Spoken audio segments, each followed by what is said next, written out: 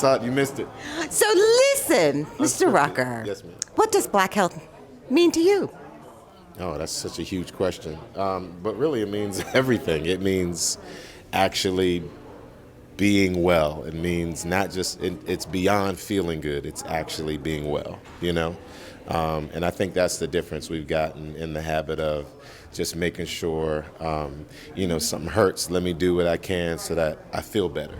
But the problem's not actually solved. We don't really know even where the issue maybe came from. We know it hasn't gone away, but we don't want all the information, because then the truth really forces us to do something different. So just for me, it's really, my hope that we get beyond just the maybe the short-term gratification of how we've defined black health, and really understand the long-term, not just definition, but the long-term value of wellness. What inspires you? That I don't even know how I found myself here, to be honest with you. But at the same time, of course I would. How can you not? Because I'm a human being, first of all, right? I live I got a body, I have a mind, I have a heart, right? And even I talk a lot about even just being an artist. I'm always navigating, these other worlds of what's going on with other people, right? Then as an educator, my life has been committed to children and families and community. And then there's countless stories and testimonies of, what it means to be well. And what unhealthy families look like. What malnourished children look like. And how all these things are interconnected, right? How unhealthy environments contribute to us being mentally not well, contribute to everything from, all the other factors that we can think of. When you look at cycles of violence, they're all typically reflections of desperation or fear or other deficiencies that, that exist. So that's something that I was never comfortable with just being okay with. So one of the things I was taught, one of the things that just I learned, and I don't even know if this language was given to me, but I just always felt like it was more important to be part of the solution and not part of the problem, So whatever ways I can contribute to how we move the needle forward, how we heal ourselves. There's only so much healing of one another that we can actually do, but we can encourage that, we can facilitate that, we can model that, we can provide information and resources and encouragement and inspiration and motivation and information, So to me, that's how many jobs is that, right? And I've just always found my way into that, space.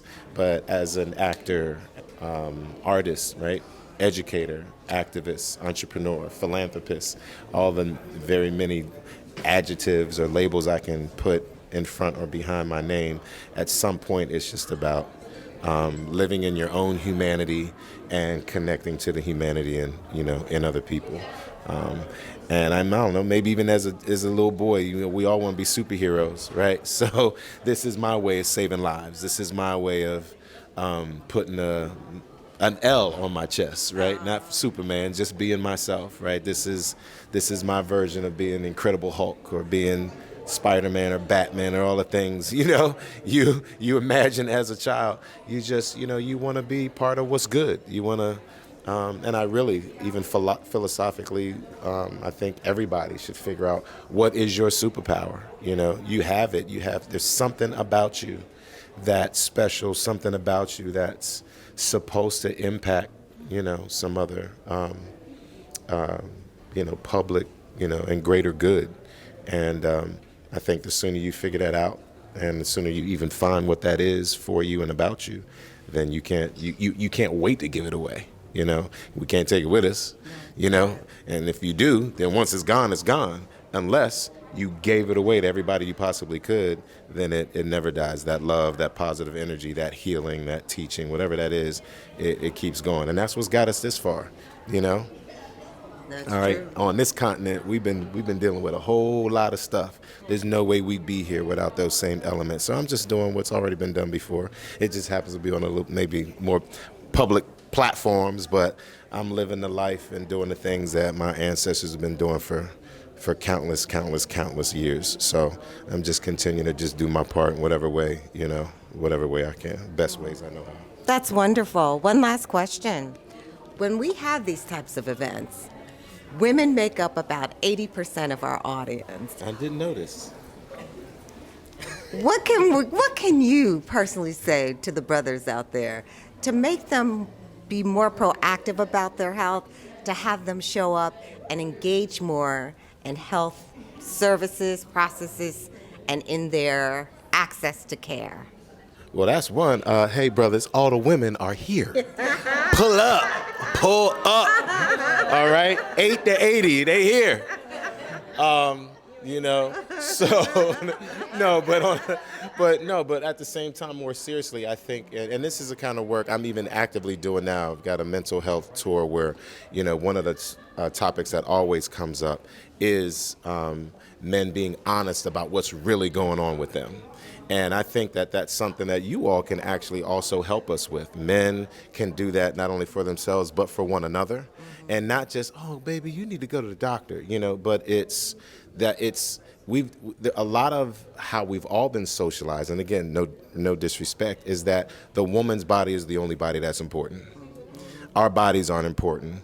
Our job is to work ourselves to death for you, but never to prioritize our own health, our own wellness. And some women actually perpetuate that, as opposed to, no, son, father, husband, brother, daddy, uncle, whatever, right? Your body is just as important as mine. Just because you can't bear children doesn't make you any less valuable. I need you. I want you here.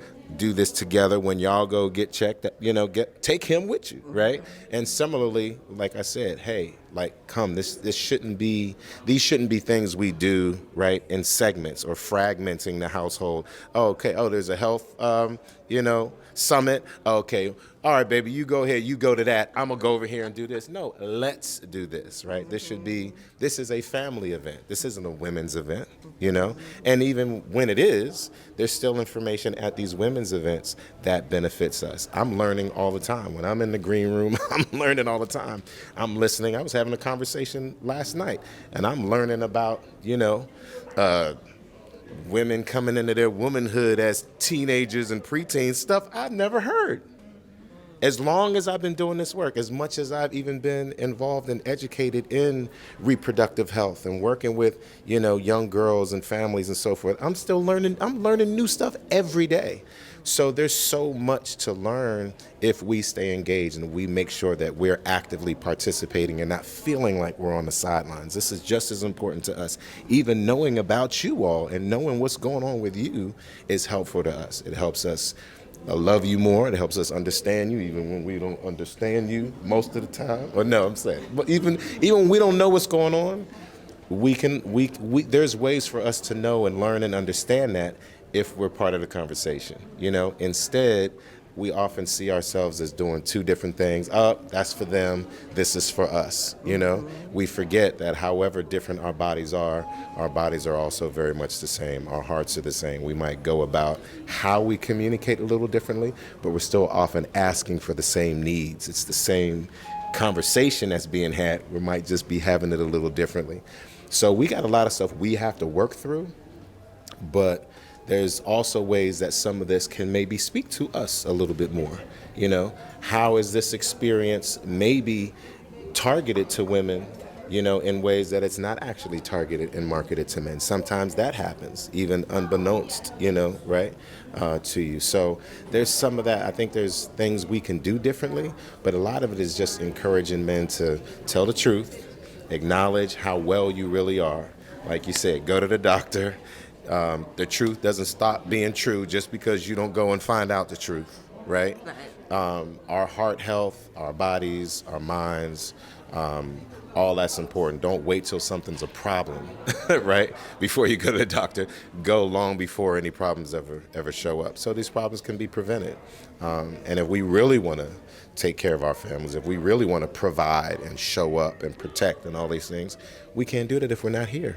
Right. We can't do that if we're not healthy, if we're not well, inside, and out. So you can look as good as you want to look, you have as many muscles as you want, but if it's not, if you're not really well, we're not well. Our families aren't well, and again, those things perpetuate if we're not careful. So there's numerous different things, but a lot of it is just, staying connected. Keep us in the conversation. Talk to us and love and encourage us to participate in this with you, okay. Right? In support of you and in solidarity with you, but also for our own good. Awesome. Yeah. All right. Thank you, Lamman Rucker.